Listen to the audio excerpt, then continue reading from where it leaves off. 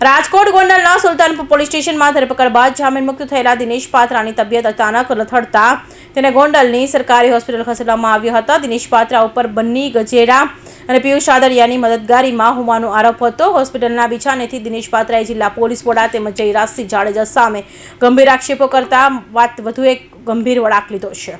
રાજકોટ ગોંડલના સુલતાનપુર પોલીસ સ્ટેશનમાં ધરપકડ બાદ જામીન મુક્ત થયેલા દિનેશ પાત્રે જણાવ્યું હતું કે એક પછી એક ગુનાઓમાં તેને ખોટી રીતે ફિટ કરવામાં આવી રહ્યો છે। ખાસ કરી રાજકુમાર જાટના સીસીટીવી ફૂટેજ અંગે દિનેશ પાત્રાએ દાવો કર્યો છે કે ફૂટેજ જિલ્લામાં પોલીસ વડા પાસે છે અને તેમાં જે વ્યક્તિ જોવા મળે છે તે જયરાજસિંહ જાડેજા અને ગણેશ છે, છતાં તેને ખોટી રીતે ફસાવવામાં આવી રહ્યો છે। વધુમાં દિનેશે આક્ષેપ કર્યો કે બપોરે જામીન મળ્યા હોવા છતાં સાંજ સુધી તેને પોલીસ સ્ટેશનમાં રાખવામાં આવ્યો। સેફટી નથી। સવારે ઉઠો અને કાયદા કાનૂનનો સંઘર્ષ કરવો।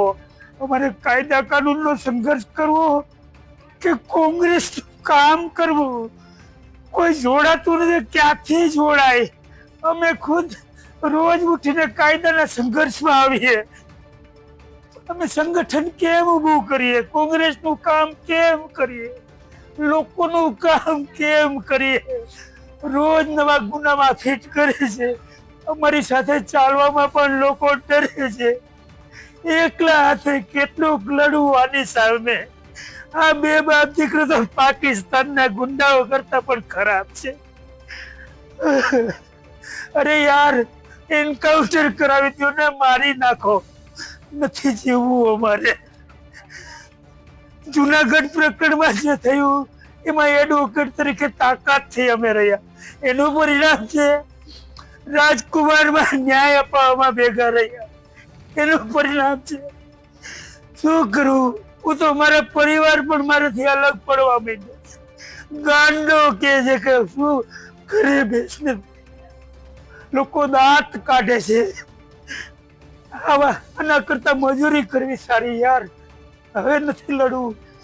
હું તો આ બધું છોડીને સંન્યાસ લેવા માંગુ છું। કેમ લડવું આ લોકો સામે? અમને ચોક્કસપણે લાગે છે કે આવા ગુનાહિત પ્રવૃત્તિ કરતા લોકો જે આ લોકો સાથે જોડાયેલા છે એમની વિરુદ્ધમાં અવારનવાર અમે તાકાતથી ન્યાય માટે ફરિયાદીઓને ન્યાય અપાવવા માટે તાકાતથી વકીલાત કરતા હોય એટલે અમને પહેલાં ડેમેજ કરવાનું 100% કહાવતરું છે। એટલે તાલુકા પોલીસ સ્ટેશનની અંદર પિયુષભાઈ રાદડિયાને પણ ગેરકાયદેસર અટકાયત નામ ખોલાવીને કરી 24 કલાક રાખ્યા। તમારી સાથે શું બનાવ બન્યો છે તાલુકા પોલીસ સ્ટેશનમાં? મને પણ જાણવા મળ્યું કે પિયુષભાઈને તાલુકા પોલીસ સ્ટેશને લઈ ગયેલા છે। એટલે એક એડવોકેટ તરીકે ક્લાયન્ટને ન્યાય અપાવવા મારો ફંડામેન્ટલ રાઇટ હોય। હું ત્યાં જઈને અધિકારીને મળું છું તો મને સીધો જ એમના બાજુની ઓફિસમાં લઈ અને એમના કર્મચારીને કહી અને એરેસ્ટ કરવા છે, તમને ગેરકાયદેસર એરેસ્ટ કરવામાં આવે છે। 24 કલાક લોકઅપમાં ગેરકાયદેસર રીતે રાખવામાં આવે છે અને એ પણ એવા ગુનામાં કે જેમાં એને પકડવાનો રાઇટ જ નથી। સુપ્રીમ કોર્ટનું કન્ટેમ કરે છે આ લોકો કે એને પહેલાં નોટિસ આપવી જોઈએ। અને અમે પૂછીએ કે તમે અમારો આ જે ગુનામાં અમને ધરપકડ કરો છો એમાં અમારો રોલ શું છે એટલું તો ખાલી કહો તો અમે અમારા એડવોકેટને કહીએ કે મારો આવો રોલ ભૂલથી થઈ ગયો હોય તો અમને કોઈ એડવોકેટને પણ ન મળવા દે, અમારા આગેવાનોને પણ મળવા ન દે।